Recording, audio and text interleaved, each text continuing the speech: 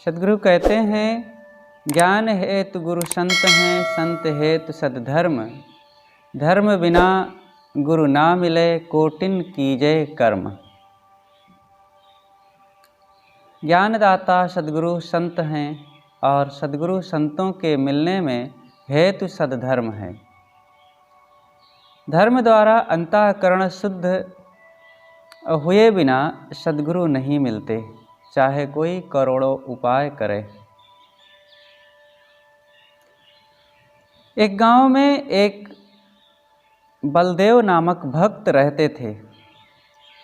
वे थोड़े ही में अपना शरीर निर्वाह लेते हुए शील, संतोष, ब्रह्मचर्य आदि सद्गुणों को धारण कर निष्प्रपंच सरल जीवन बिता रहे थे। ना वे किसी से मोह करते थे और ना बैर करते थे। एक दिन भक्त जी अपने खेत में बैठे मन ही मन भजन कर रहे थे। इतने में ग्राम के ठाकुर बाबू बृजसेन सिंह आ गए, जो अंग्रेजी आदि कई विद्या पढ़कर किसी सरकारी पद पर प्रतिष्ठित थे। ठाकुर जी बोले, भगत जी क्या चुपचाप बैठे हो? अब की सरपंच या प्रधान की सीट पर खड़े हो, मैं आपको वोट दिलाऊंगा और आपका विवाह तो अवश्य करा दिया जाएगा, क्योंकि बिन घर नी घर भूत का डेरा। ठाकुर जी ने उनको समझाते हुए कहा कि आप चुनाव में खड़े हो जाइए, आप प्रधान हो जाएंगे और फिर आपका विवाह भी हम करा देंगे। इस प्रकार से कई चीज़ों का वे प्रलोभन दिए। भगत जी ने कहा, ना ना भैया, यह क्या कहने लगे? अरे सरपंची में परपंची और प्रधानी में पैराधान हो जाना पड़ेगा, और विवाह तो सब दुखों का घर है। ये निश्चित ही ये राजनीति और ये बाहर के प्रपंच को लेना अपने सिर पर, ये दुख का कारण है।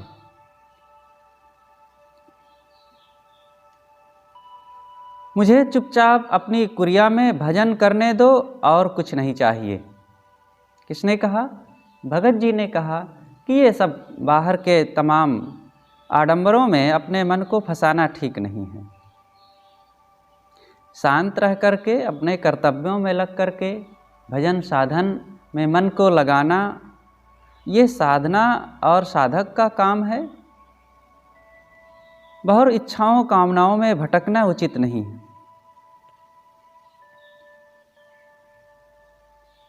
तुम भी क्या समझोगे कि मैंने भी मनुष्य शरीर पाया है? ठाकुर जी ने कहा, भला तुम भी क्या समझोगे? अरे जब बाहर का प्रभाव हो, लोगों में रोब दाब हो, धन दौलत हो, बाल बच्चे हों, घर मकान खूब बड़ा ठाट बाट हो, तो इन सब में रह करके आनंद आता है।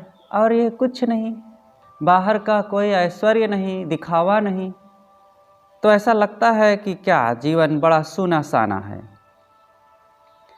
भगत जी ने कहा, क्या भैया, मनुष्यता यही पंच प्रधानी या पंच विषय भोग एवं विद्या ओहदा ही है?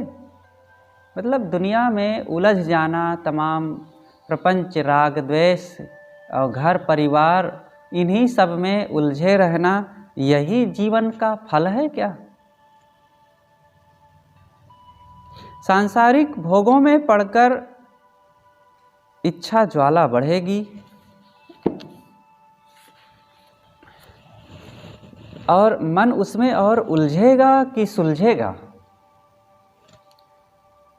पंच सरपंच हो जाने पर डिप्टी कलेक्टर व कलेक्टर होने पर मिनिस्टर, फिर राष्ट्रपति होने का मन कहेगा।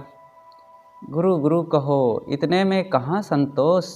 व मन वह चाहने लगेगा जो कभी मिलने वाला नहीं है। किसी की कभी भोग की इच्छा पूरी हुई है? जो अपने मन को इन भोगों की तरफ लगाएगा तो क्या फिर मन शांत होगा और वो आगे बढ़ता जाएगा इच्छाओं कामनाओं में। अच्छा ठाकुर जी, आप धन, स्त्री, पुत्र, विद्या, अधिकार आदि माया भोग से संपन्न हैं, अतः आपको तो पूरा संतोष हो गया होगा और आपकी इच्छा पूर्णतः शांत हो गई होगी। ठाकुर जी ने समझाया,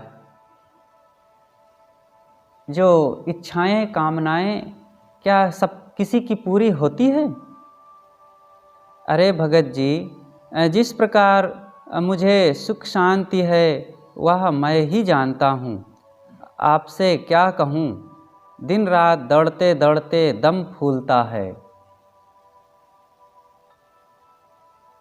भगत जी ने ठाकुर जी से कहा कि आप मुझे बहुत दुनिया का रस चखने के लिए कहते हैं, तो अच्छा ये बताइए कि आप तो बहुत सुखी होंगे, क्योंकि आपके पास खूब धन दौलत, परिवार और राजनीति, पद प्रतिष्ठा सब कुछ है, तो आप तो बहुत सुखी संतुष्ट होंगे ना।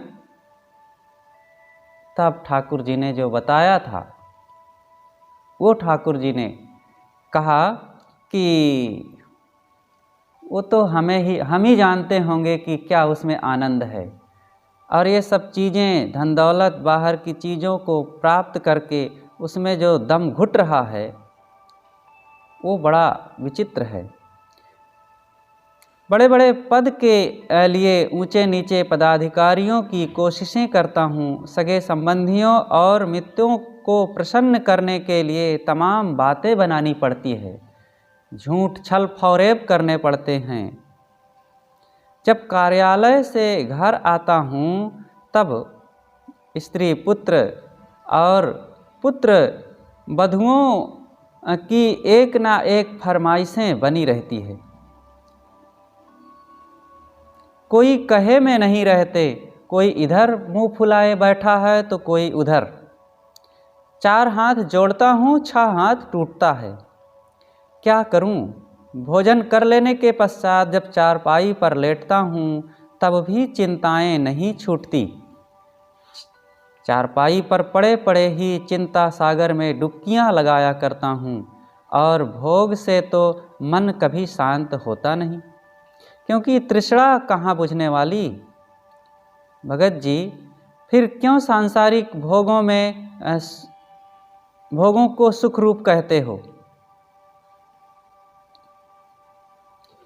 ठाकुर जी ने कहा, सांसारिक भोगों में दुख तो है, किंतु उसी में सुख भी तो है, और बिना संसार का भोग विलास किए मनुष्य शरीर का फल ही क्या है? भगत जी ने कहा, जिस किंचित ब्रह्म सुख में अनंत दुख हो, कभी भी शांति ना मिले, वह सुख काहे का? जिसे सुख कहते हैं उसमें थोड़ा भी चैन नहीं, मन का संतोष नहीं और स्थिरता नहीं, फिर उस ऐश्वर्य का क्या महत्व? मनुष्य शरीर का फल विषय भोग बताना बड़ा भारी अज्ञान है। मनुष्य शरीर मिला है, इससे भक्ति भजन करना आवश्यक है, न कि इन विषयों में पढ़ करके अपने आप को उलझाना। ये किसने समझाया? भगत जी ने ठाकुर जी से ऐसी चर्चा करते हुए कहा कि हमारा मन अगर विषयों में लगा रहा तो क्या यही हमारे जीवन का फल है? अशांति, क्लेश, मानसिक पीड़ा का ही तो अनुभव होगा। सुंदर जवानी, विद्या, वाणी, दिव्य शरीर, नवयुवती और पुत्र पुत्री, बड़े बड़े दर्जे, हुकूमत, ये सब प्राप्त हो जाना मनुष्यता नहीं है। मनुष्यता है विचार, दया, शील, क्षमा, ब्रह्मचर्य आदि सद्गुणों को धारण करने में। सद्गुण जिसके पास नहीं है वे पशु से भी नीच एवं दुखी हैं।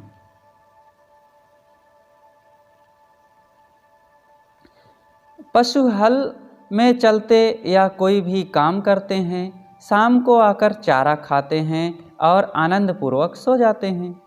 उन्हें पुत्र पुत्री का विवाह करने, कर्ज या मालगुजारी देने की चिंताएं नहीं रहती। और मनुष्य तो सदा नाना चिंताओं से लदा रहता है, किंतु हाँ, मनुष्य के पीछे जैसे नाना चिंताएं लगी हैं, वैसे वह सब चिंताओं को त्याग कर सर्व गुणपूर्वक शांति प्राप्त कर सकता है। कभी भी कहाँ भी है, कहा भी गया है, मुक्त हो मन बंध तजी, धरो नहीं फिर देह, मानुष तन को लाभ यही, करिए सहित स्नेह। ये सदगुरु विशाल साहब की पंक्ति है। साहब कहते हैं कि मुक्त होने के लिए आज यह हम देह धारण किए हैं और फिर से पुनः देह में ना आना पड़े, यही मनुष्य शरीर का फल है। और मानुष तन को लाभ यह, करिए सहित स्नेह। मनुष्य शरीर का लाभ यही है कि स्वरूप के लिए अनुराग हो और विषयों से वैराग्य हो, यही मनुष्य जीवन का फल है। अगर हम विषयों में ही भटकते रहे तो क्या पाए। इंद्रिन भोग विषय सुख स्वादा, चौघट खानिन में दर्शावे, भोजन छादन मैथुन मोह में लीन, सदा चौखानि रहावे, ताहि लो बुद्धि नहीं रही नर की, तब नाहक मानुष जन्म धरावे, ता नर से पशु ही भल जानो, जो पर स्वार्थ देह लगावे। इंद्रिय भोग विषय सुख स्वाद, ये तो सब तरफ लोगों को मिले हुए हैं और सभी खानियों में ये मिल जाता है। पशु को देख लो, पक्षियों को देख लो और समस्त प्राणियों को देख लो, इनके पास क्या है? इंद्रियों के भोग ही तो हैं। देखिए, सुबह से कुत्ते उठे और बस इधर उधर भागने लगे कुछ खाने के लिए, उनको कुछ साधन भजन करने की चिंता नहीं है और सुमिरण उपासना करने की कोई आवश्यकता नहीं है। सुबह से कहीं कुछ मिल गया, तुरंत खा लिए। उनको मंजन दातून करने की भी आवश्यकता नहीं लगती है। साफ सफाई पवित्रता, इसके लिए भी वे नहीं सोचते हैं, बस खाने को मिले और फिर भोग मिले। और भोगों में भी बड़ा संयम उनके पास है। ये जो मानवेतर प्राणी हैं, इन सब में नियम है। वासना जागृत होने के भी अपने नियम हैं। वे अपनी मादा के साथ रहते हुए भी कामातुर नहीं होते तथा अपने नियम के विपरीत वे खान पान रहन सहन को नहीं अपनाते। देखिए, कितना पक्षियों की चहचहाहट की आवाज आ रही है। ये शाम होते ही जैसे अंधेरा होना शुरू हुआ और ये आए, सब इन वृक्षों में बैठ गए, रात भर सोए और सुबह भोर होते ही, अभी अंधेरा ही है और बस चहकने लगे, उठ गए। कोई चिंता फिक्र नहीं कि लाइट जलाओ, बिजली है कि नहीं है, पलंग है, गद्दा है कि नहीं है और क्या करना है, कुछ नहीं। बस ये बिजली और लाइट, बाहर की व्यवस्थाएं तो उनको विघ्न ही तो दिया है। स्वाभाविक जीवन। अब मनुष्य के पास जितनी सुविधाएं और जितने भोग ऐश्वर्य और जितना कृत्रिमता बढ़ी है, उतने दुख बढ़ा है। अपनी इच्छाओं कामनाओं में और मानो वैसे ही इच्छाएं कामनाएं ज्वाला हैं, लेकिन उस ज्वाला में भी इसने नाना वासनाएं बढ़ा बढ़ा करके और नानाएं इच्छाएं बढ़ा करके और मानो आग में पेट्रोल डालने का काम किया है। तो ये इंद्रियों के भोग सभी खानियों में हैं। भोजन छादन मैथुन मोह में लीन होकर के सदा से यह जीव विषयों में ही तो भटकता रहा। ये 60 पशु कर्म, पशु कर्म कितने हैं? 6। भोजन छादन मैथुन भय निद्रा मोह, ये पशु कर्म है। मनुष्य भोजन करता है, पशु भी भोजन करते हैं। मनुष्य को कुछ आधार चाहिए रहने के लिए, चाहे वो फूस की झोपड़ी हो, चाहे मजबूत भवन मकान बंगला और बिल्डिंग हो। और पशु पक्षी भी, उनको भी कुछ आधार चाहिए रहने के लिए। मनुष्य को कुछ ठंडी गर्मी निवारण का साधन चाहिए तो पशु पक्षियों को भी चाहिए, वे भी किसी न किसी ढंग से आधार बनाते हैं। और कामासक्त प्रजनन मनुष्य करता है और पशु पक्षी भी करते हैं। मोह मनुष्य करता है, पशु भी करते हैं। नींद मनुष्य लेता है और पशु पक्षी भी नींद लेते हैं। तो सब काम तो लगभग बराबर ही है ना। तो इन पक्षियों से, पशुओं से हमारी भिन्नता किस कारण से है? हम किस कारण से श्रेष्ठ हैं? हम पढ़ाई लिखाई किए हैं इसीलिए। अगर पढ़ाई लिखाई किए हैं तो फिर दुखी क्यों हैं? वो बिना पढ़े लिखे ही काफी सुखी हैं। हमारे पास नाना विज्ञान की चीजें, सुख सुविधाएं हैं, इसलिए उनके पास बहुत चीजों का संग्रह न होते हुए भी वे बहुत हमसे निश्चिंत सुखी हैं। वास्तव में हमारी विशेषता ये भाषा को जान लेना। ये भाषा क्या है? भाषा जान करके हमने क्या किया?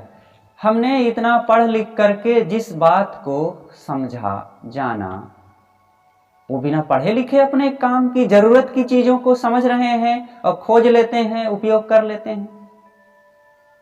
वो बिना बोले ही उससे अपना गुजारा कर लेते हैं। हम पानी कहे, पानी को जल भी कहे और वाटर भी कहे और सीखे,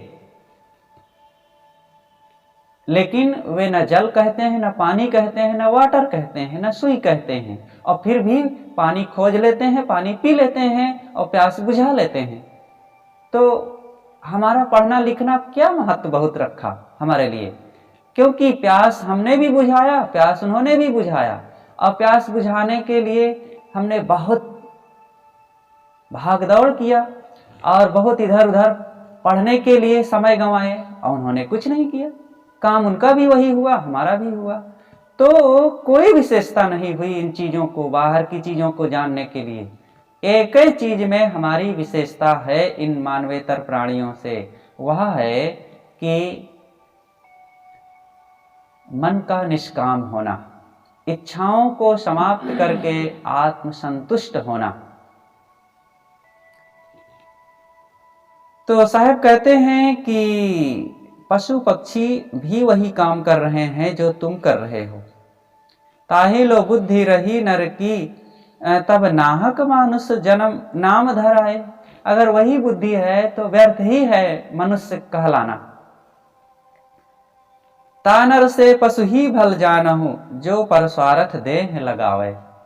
उस मनुष्य से तो पशु का शरीर अच्छा है, पशु का जीवन अच्छा है, जिसका शरीर भी दूसरों के स्वार्थ में आ जाता है, दूसरों के काम आ जाता है। पशुओं के देखो, उनका चाम काम आता है, मांस भी लोग काम में ले लेते हैं, बाल भी, हड्डियां भी, और उसके अंग अंग सब काम में आते हैं। तभी तो सदगुरु कबीर ने कहा है कि मानुष तेरा गुण बड़ा, मांस न आवे काज, हाड़ न होते आभरण, त्वचा न बाजन बाज। मानुष तेरा गुण बड़ा है। मनुष्य, तुम्हारे गुण बड़े हैं, गुणों के कारण तुम्हारी संसार में विशेषता है। अगर गुण ना होते तो ये मनुष्य तो इन पशु पक्षियों से भी गया बीता होता, क्योंकि इसको कोई भी जानवर खदेड़ सकता है और कोई भी जानवर से ये पीछे ही है अनेक चीज़ों में। लेकिन इसके पास गुण है, बुद्धि विशेषता होने से ये सबसे आगे हो गया। अनेक चीज़ों में यह ऐसा कला कौशल करके और बुद्धि का प्रयोग करके ये सब को अपना गुलाम बना लेता है, अपने अधीन कर लेता है। तो एक गुणों के कारण, बुद्धि के कारण। तो जिस बुद्धि से दुनिया के समस्त भौतिक अभौतिक प्राणी पदार्थों को अपने अधीन कर लेते हो, उन्हीं गुणों का प्रयोग करके हम अपने मन को भी तो अपने अधीन कर सकते हैं, अपनी इंद्रियों को भी तो अपने अधीन कर सकते हैं। तो इधर क्यों नहीं सोचते? इस काम के लिए हम क्यों नहीं कमर कसते हैं, जिसका परिणाम आज भी मंगलमय हो और कल भी मंगलमय है, और अपने लिए भी दूसरों के लिए भी वह काम हम क्यों नहीं करते? मानुष तन कर फल नहीं भोगा, कहत संत सब पंथ सुयोगा। हिंसा प्रथम त्यागी गहि दाया, शील स्नेह नम्र और छाया। शील दया बिन क्रूर स्वभाव, जलय जलावै निज पर काऊ। तेई के हिये शांति क्षण नाही, क्रोध विवश जहाँ जहाँ बिल लाही। मनुष्य तन का फल भोग नहीं है, ऐसा सभी संतों और ग्रंथों में बताया गया है। गोस्वामी जी ने कहा है कि मनुष्य जीवन का फल विषय भोग नहीं। वही बात गुरुदेव जी ने भी यहाँ अपने शब्दों में लिखा है। सबसे पहले कोई मनुष्यता के इस धरातल पर स्थिर होना चाहे तो जरूरी है कि वह हिंसा का त्याग करे, और हिंसा को त्याग करके केवल त्याग देना ही पर्याप्त नहीं है, कुछ त्यागें तो कुछ ग्रहण भी करें। जैसे घर की पवित्रता के लिए जरूरी है कि घर में झाड़ू लगा करके सारे कूड़े करकट को दूर फेंक दें, लेकिन घर में झाड़ू लगा करके कूड़ा कचरा निकाल दें, इतना तो पर्याप्त नहीं है। घर में काम की चीजें बाहर से ले भी आवें, खाने पीने की चीजें, फर्नीचर, बर्तन, दाल चावल आदि घर में लाना भी जरूरी है, और घर के कचड़े को निकाल कर के बाहर फेंकना भी जरूरी है।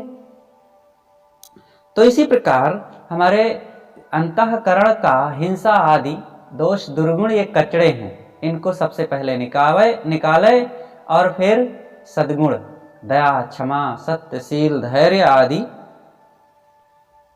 सद्गुणों को हृदय के अंदर जगह दे, स्थान दे।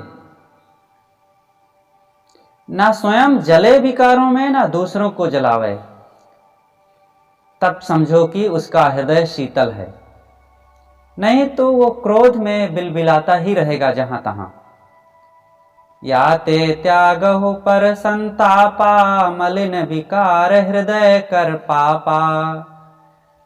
तन मन वचन अहिंसा धारे, परम धर्म सदग्रंथ पुकारे।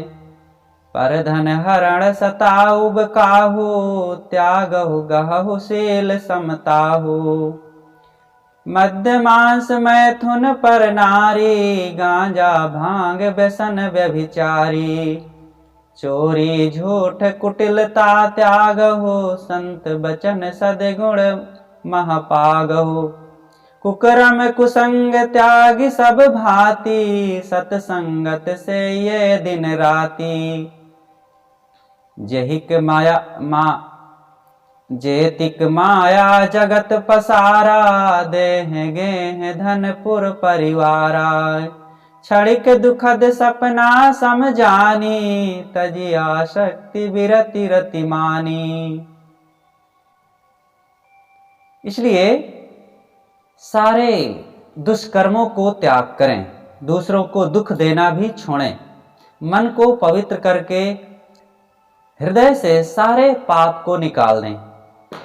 अपने तन मन वचन से हिंसा का त्याग करें, यही साधक का परम धर्म है, ऐसा समस्त गुरुजनों का आदेश है। दूसरे के धन पर कभी भी नजर ना ले जाओ। त्यागहु गहहु शील समता हो। इसलिए ये लोभ का त्याग करके शील स्वभाव को अपनाओ। शील स्वभाव मनुष्य के जीवन में बहुत ही आवश्यक है और यही व्यक्ति को सुखी बनाता है, आत्मसंतुष्ट बनाता है। सदगुरु कबीर ने कहा है, शीलवंत सबसे बड़ा, सब रत्नों की खानी। तो तीन लोक की संपदा रही शील में आनी।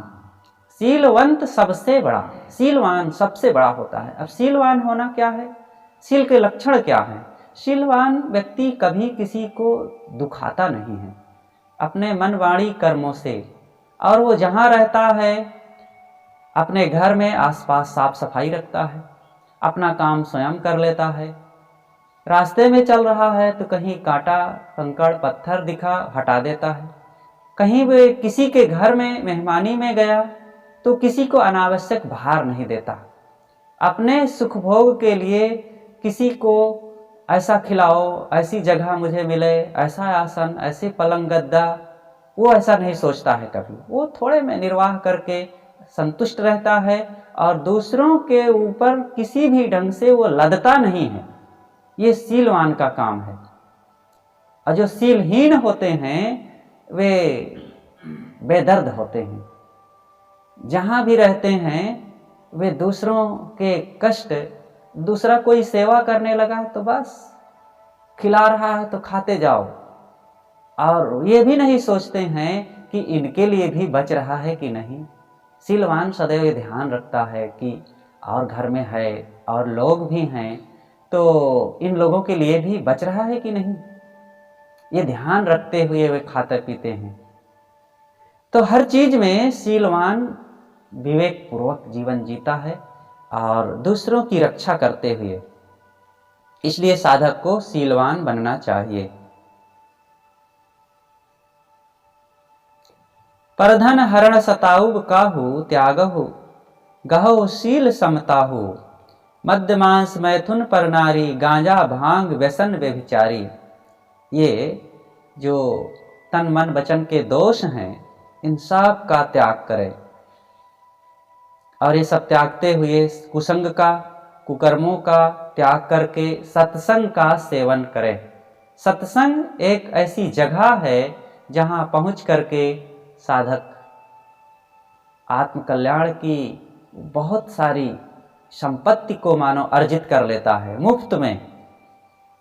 जो चीज बहुत खर्च करके और बहुत जगहों से खोज करके नहीं मिल सकती है, जो बातें, जो शिक्षा, जो प्रेरणा, वो एक सत्संग में जाने से अपने आप थोड़े दिनों में वो ज्ञान, विवेक, विचार, साधन, भजन की वो सारी युक्तियां मिलने लगती हैं।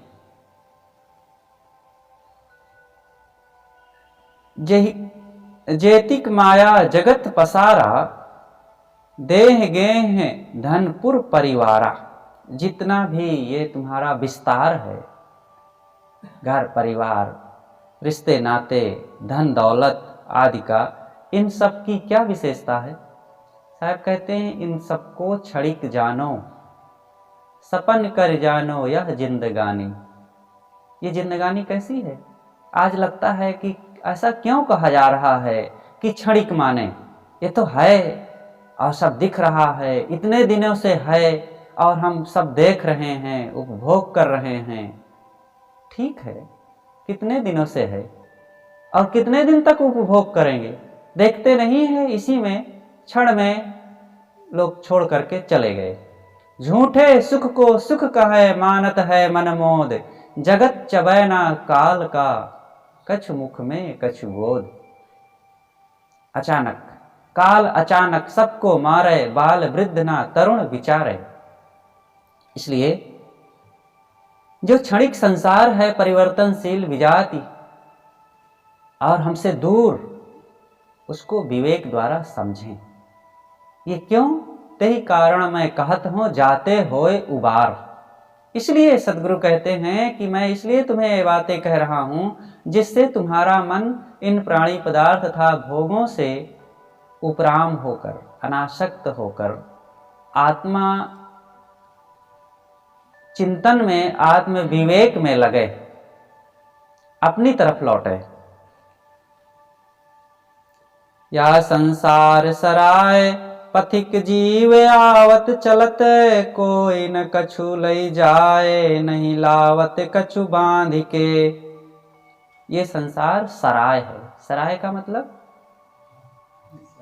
धर्मशाला, मुसाफिर खाना, आने जाने की जगह। और सभी लोग पथिक हैं। पथिक, पथिक पथ पर चलता है। तो आए जाएं, लेकिन अब कोई धर्मशाले को अपना घर मान ले। रेलवे स्टेशन पर प्रतीक्षालय होते हैं, तो प्रतीक्षालय में कितने समय लोग रहते हैं? बस 1 घंटा 2 घंटा बहुत हो गया। थोड़ी देर, जितना ट्रेन लेट है बस वहां जा करके बैठ लेते हैं। और कोई वहां आसन बिस्तर लगा करके फिर भोजन पकाने खाने थोड़े लगता है, और फिर वहीं पर रह करके वो अपना जीवन गुजर थोड़े करता है। वो थोड़ी देर, बस ऐसे ही जहां हम रह रहे हैं ये सब धर्मशाले की तरह है। अपने अपने घर परिवार, ये सब मुसाफिर हैं, मिले हुए क्षण में छूट जाएंगे। जैसे ट्रेन आने पर सब लोग वे वेटिंग रूम से निकल करके तुरंत पहले ही आ जाते हैं खुली जगह में, और गाड़ी आई, बैठे, चल दिए। फिर वहां कितने लोग मिले थे, कितने संगी साथी थे, कितने अच्छे अच्छे दृश्य वहां थे, टीवी चल रही थी, उन सबको लेकर के वे चिंतित या दुखी होते हैं क्या? कोई किसी का नहीं है और ना कुछ कोई यहाँ ले जा सकता है। सब मुसाफिर हैं। ये आने जाने की जगह है। अस जिए जानि हानि करु मोहा, लोभ मोह त्यागहु मद कोहा। मात पिता पर पिता पितामह, तजि तजि गए धरणि धन धामा।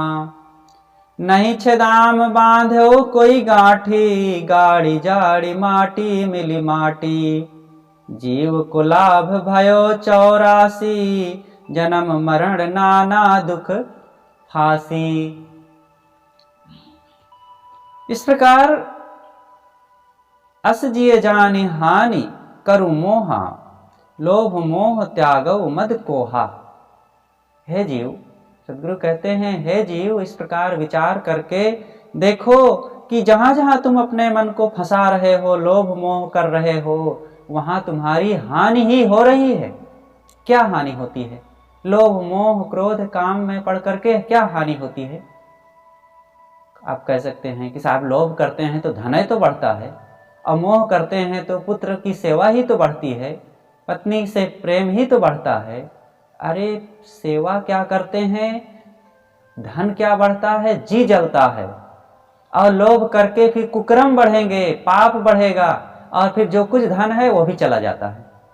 लोभ किए, एक व्यक्ति ने लोभवश, धन कम है, धन कहाँ से मिले, और बस यही सोचता रहा, और लोग जहाँ से भी जायज नाजायज धन कमाने की चेष्टा किया। एक दिन देखा कि एक व्यक्ति की अटैची रखी हुई है, और वो सोचा कि ये तो उधर अभी लगा हुआ है, इसकी नज़र नहीं है, चुपचाप लेकर के चल दिया। अब वो व्यक्ति जैसे ध्यान दिया तो खोजा, मिली नहीं अटैची। तो पता लगाने लगा कि ये व्यक्ति यहाँ बैठा था, वही ले गया होगा। और पता लगाते लगाते जब मिल गया तो पकड़ा, और पकड़वा के पुलिस में रिपोर्ट करके उसको उसके हवाले कर दिया। और फिर जो पुलिस ने उसकी ठुकाई किया, क्या लाभ हुआ? कितना रुपया बढ़ गया लोभ करने से? बदनामी हुई, पिटाई हुई, और जो कुछ मिला वो भी छिन गया।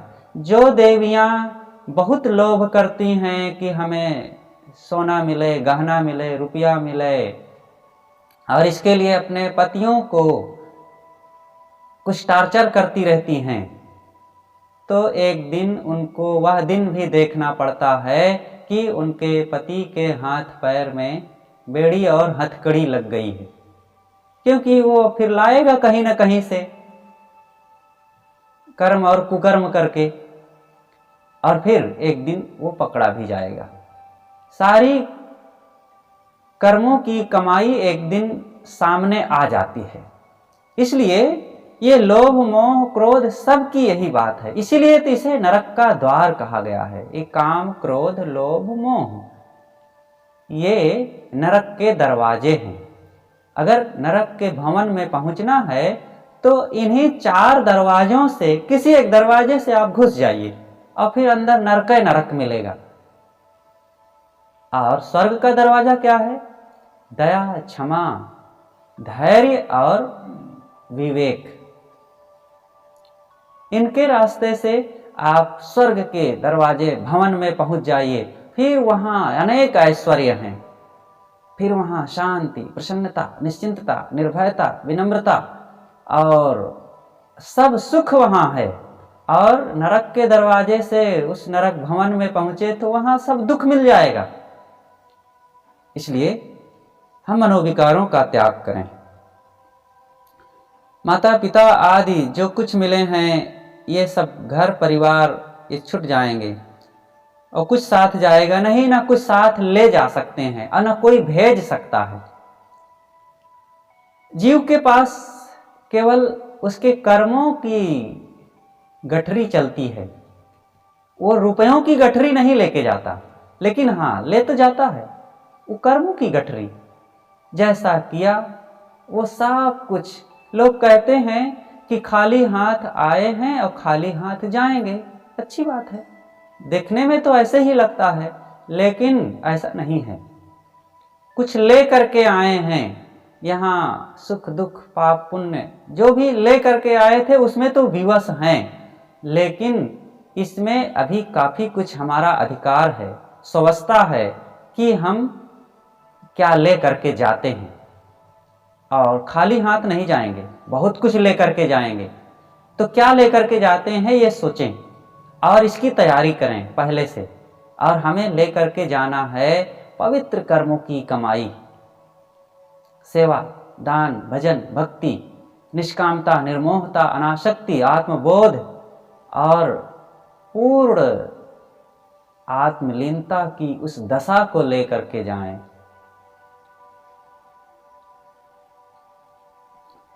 या ते नर्तन योग है, माया मद को त्याग, भक्ति विरति सत्संग करी, मोक्ष पंथ अनुराग। इसलिए मनुष्य शरीर का फल यह है कि समस्त माया मोह का त्याग करके भक्ति विवेक वैराग्य सत्संग में मन को लगाकर मोक्ष पथ के राही बने। मोक्ष पंथ अनुराग, मोक्ष पथ, मोक्ष मार्ग में हम लगें और उसी से प्रेम करें। मानुष तन कर फल मैं पावा, सद्गुण रहनी मोक्ष बतावा। मानुष बुद्धि आही बतलावे, याही छोड़ी पशुअत सब भावे। मनुष्य तन का फल क्या बताया गया है? सद्गुणों में ठहरना और मोक्ष पथ का राही बनना। ये मनुष्य जीवन का फल है। हम जब यहाँ आने के लिए तैयार हुए, पूर्व जन्मों में हमारे कुछ ऐसे कर्मों के संस्कार इकट्ठे हुए कि अब मनुष्य शरीर मिलना है, तो उस समय यही निर्णय हुआ कि चलो तुम मनुष्य शरीर में पहुँच करके और वहाँ अब खूब भजन भक्ति साधन नियम संयम अपना करके और मुक्ति का काम कर लेना, क्योंकि काफ़ी कुछ तुमने कमाई वहाँ तक पहुँचने के लिए कर लिया है। अब बस उस काम को केवल पूर्ण कर देना है, इसलिए मनुष्य शरीर में आए। लेकिन जैसे ही मनुष्य शरीर में आए, यहाँ की दुनिया देखे तो दुनिया कुछ दूसरे ढंग से हमने देखना शुरू कर दिया। नजरें बदली तो नज़ारे बदल गए, और किश्ती ने रुख बदला तो किनारे बदल गए। तो आए थे, कुछ हमारा दूसरा नजरिया था, लेकिन यहाँ बिल्कुल दुनिया को देख करके अब लोभ मोह में पड़ गए। और लोभ मोह में पड़ गए तो फिर नजारा ही, सब कुछ उद्देश्य ही बदल गया। आए थे यहाँ भजन, हरि भजन को ओटन लगे कपास। इसलिए ये मनुष्य जीवन का फल दुनिया की चीजों को बटोरना और पशुवत भागना नहीं है, बल्कि शांत स्वरूप स्थिति, आत्म शांति का अनुभव करना, ये उद्देश्य है। चतुराई विद्या विपुल कौशल कला अनेक, सकल गुणन महाधुरी है जो नहीं भक्ति विवेक। सारी चतुराई, कला, कौशल, बुद्धिमानी तब मिट्टी में मिल जाती है जब विवेक पूर्वक जीवन नहीं जिया जाता। बहुत पढ़े लिखे हैं, डॉक्टर, मास्टर, इंजीनियर, वकील हैं, लेकिन शराब पी रहे हैं, भोगों में वैसे ही उन्मत्त हो रहे हैं कि जैसे एक अज्ञानी निपट गंवार व्यक्ति बेशरम हो करके और भोगों में टूट पड़ते हैं। इसी प्रकार मांसाहार, चोरी और कटु भाषण, गाली, निंदा, विवाद, कलह में पड़ना, तो ये मनुष्य जीवन का यही फल है, यही समझदारी है। विवेक पूर्वक जीवन होना चाहिए। मान भोग अरु तन की आशा, कल्पित स्वर्ग लोग सुखवासा। ये मान भोग तथा शरीर की आशा करना, ये तो वैसे ही है जैसे कल्पित स्वर्ग की कोई आशा करे। कोई कहे कि आकाश में एक लोक है, वह मुझे मिलेगा, तो केवल कल्पना है। इसी तरह मान प्रतिष्ठा से सुख की आशा करना, भोगों से आशा करना, कोई व्यक्ति मान पा पा करके कभी संतुष्ट हुआ है? अगर वो आत्म संतुष्ट नहीं होगा तो मान बड़ाई पा करके किसी की प्रशस्ति गीत गाया जाए और कोई विषय भोगों को भोग भोग करके कभी तृप्त हुआ है? इन भोगों से कभी तृप्ति मिलती ही नहीं है। शराब पीने वाला शराब पी पी करके क्या कभी संतुष्ट हुआ है? तंबाकू खाने वाला अब तक 60 साल से तंबाकू खा रहा है, न जाने कितने बोरा वो तंबाकू खा गया होगा, और क्या संतुष्ट हुआ? खा खा करके, भोग भोग करके, इच्छाओं कामनाओं को उठा उठा करके मन में कभी संतुष्टि हो ही नहीं सकती। सोच सोच करके क्या आज तक तुम सुखी हुए? चिंता कर करके। तो वस्तुतः इन समस्त मन की वासनाओं को त्यागने में ही संतोष है, शांति है। और ये त्यागने, क्योंकि इच्छाओं को उठाने की इतनी आदत हो गई है, इतना अब सरल हो गया है और इतना उसी तरफ दौड़ने के लिए हम आदती हो गए हैं कि अब वही सरल लग रहा है। लेकिन ये दुखदाई है। अब मन को हम दूसरा काम दें, वो काम यही है कि स्ववश बने, आदतों को, विकारों को, वासनाओं को कंट्रोल करें। चाह चाह करके जो प्राणी पदार्थ था, भोगों की तरफ हम भटकते रहे, उधर से मन को थोड़ा सा हटावें, अपने में लगावें। जिसका मूल्य समझ में आएगा उधर मन जाएगा। हमारे लिए क्या मूल्यवान है? जब तक भोगों का मूल्य था तो भोगों की तरफ भाग रहे थे, लेकिन जिस दिन ये पता चल जाएगा कि भोग तो नीरस, क्षणिक, दुखद और अंततः छूट जाने वाले हैं और मेरा निज स्वरूप शांति, निर्भयता, सद्गुण और सद्कर्मों की वो पवित्र रहनी, ये ज्यादा मूल्यवान है, तब इसके लिए फिर हमारा मन सोचने लग जाएगा। इसलिए इधर ही मन को लगावें।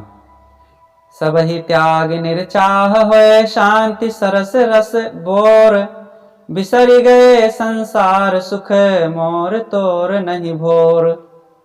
ग्रंथि वासना हृदय गत, पैरि पार निज देश, जन्म मरण बंधन विनसे भयो शांत अक्लेश।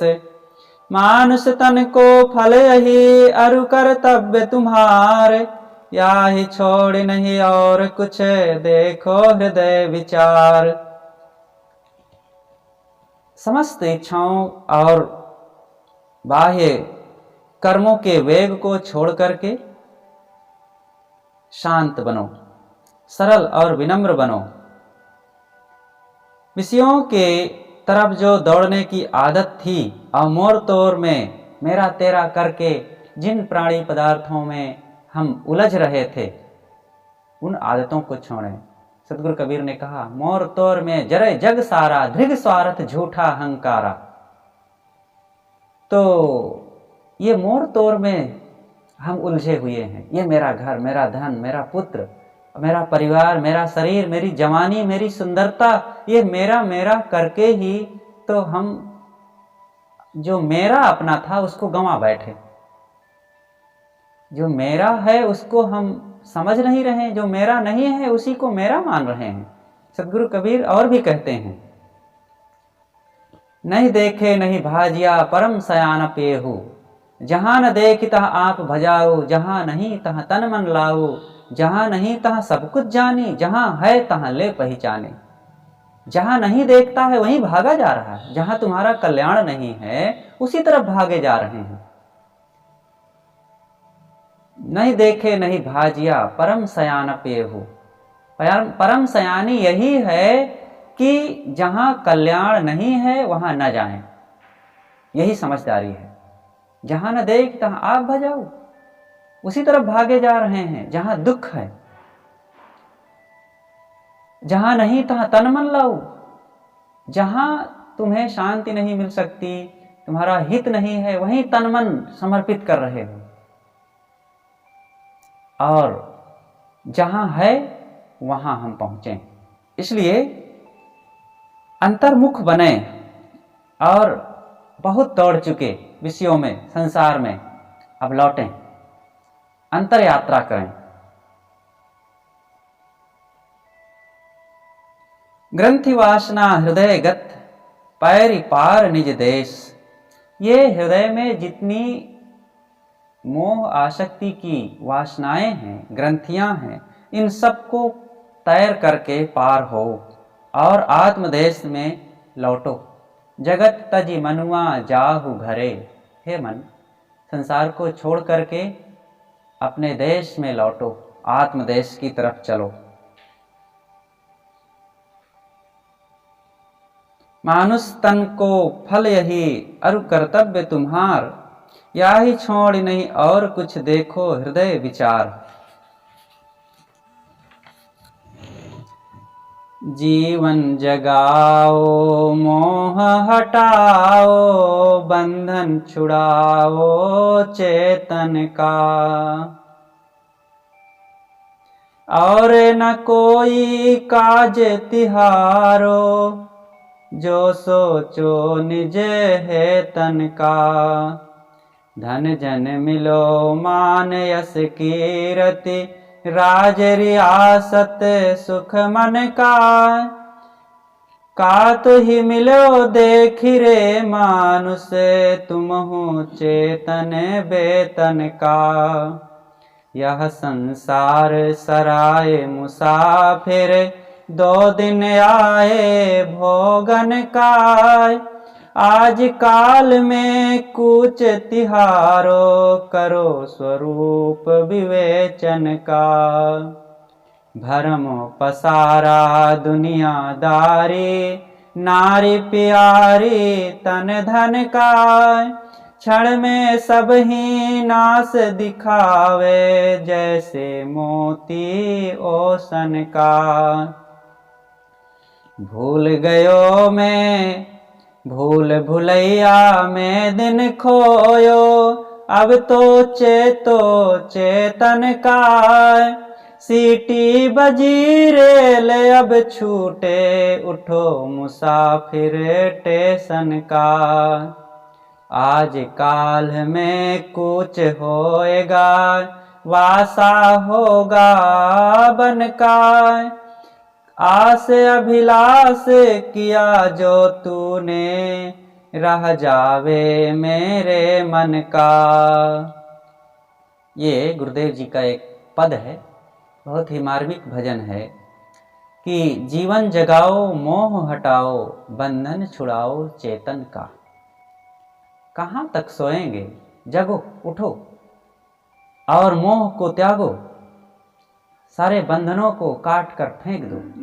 उत्तिष्ठत जागृत प्राप्त वरानि बोधत। उठो जागो और महापुरुषों संत गुरुजनों के शरण में जाकर के बोध प्राप्त करो। और यहाँ तुम्हारा कोई है नहीं, और जो कुछ सोच रहे हो यहाँ पाने के लिए, वह निज हेतन का, ये पाना चाह रहे हो कि यहाँ मुझे लाभ मिलेगा, बाहर से कोई लाभ नहीं मिलेगा। इसलिए अपने असली लाभ को समझो। धन जन मिलो मान यश कीरति, राज रियासत सुख मन का। ये सब बाहर की चीजें मिले हैं और राज रियासत इस क्षण में बदल जाएगा। यह संसार सराय मुसाफिर, 2 दिन आयो भोगन का। 2 दिन के लिए मिला है, आजकल में यहाँ से विदाई हो जाएगी। इसलिए स्वरूप का विवेक करो। ये भ्रम का पसारा फैला हुआ है चारों तरफ, इसलिए इनमें अपने मन को कहीं आकर्षित ना करो। क्षण पल में सब बदल जाएगा। भूल भुलैया में अपने को उलझाओ नहीं, अब चेतो जागो। और गाड़ी आने वाली है, बस सीटी बज रही है, इसलिए उठो हे मुसाफिर, जल्दी से अपना सामान बटोर करके गाड़ी में बैठो।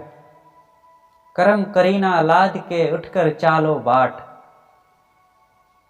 आजकल में कुछ होना ही है और तुम्हारा जंगल में वास होगा। साहब ने कहा है, भूला लोग कहें घर मेरा, जा घर में तू भूला डोले, सो घर नाही तेरा। हाथी घोड़ा बैल वाहना संग्रह कियो घनेरा, बस्ती माँ से दियो खदेरा, जंगल कियो बसेरा। एक दिन घर से खदेड़ दिए जाएंगे और जंगल में हमारा बसेरा होना शुरू हो जाएगा। जगत ब्रह्म की वासना खानी बानी का जाल, सो सब कल्पित जीव के मन माया भ्रम काल।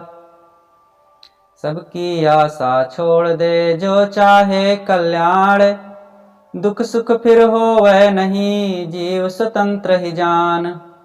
सबकी आशा छोड़ करके और सब तरफ से मन को निष्काम करो। अगर कल्याण चाहते हो तो फिर जीव स्वतंत्र ही जान। जीव अपने आप जैसे स्वतंत्र है, उसकी स्वतंत्रता को पहचाने।